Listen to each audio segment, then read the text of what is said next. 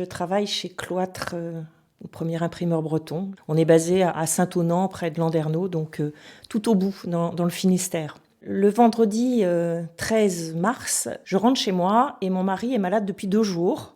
Il est au lit, 40 de fièvre, pas bien. On laisse passer le week-end en disant que c'est une grosse grippe.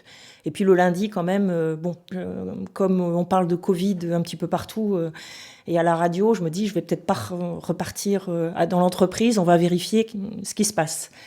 Le médecin fait faire une prise de sang et effectivement, la charge virale est tellement importante qu'il y a fort à parier que c'est le Covid. Donc, confiné. Ça me tombe dessus.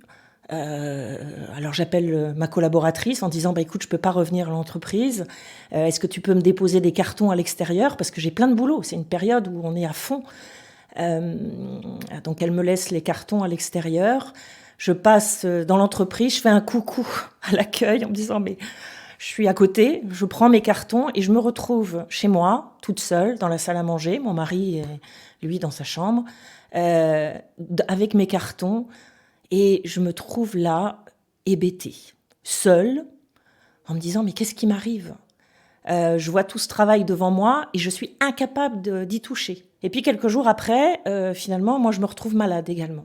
Donc pas moyen de toucher mes cartons, pas moyen de toucher mon travail.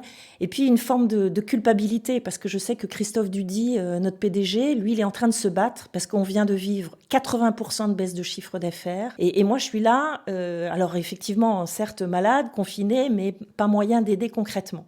Qu'est-ce que ça me dit, cette Covid-là, cette crise sans précédent ? C'est que d'abord, je pense qu'il y a un élan formidable de solidarité.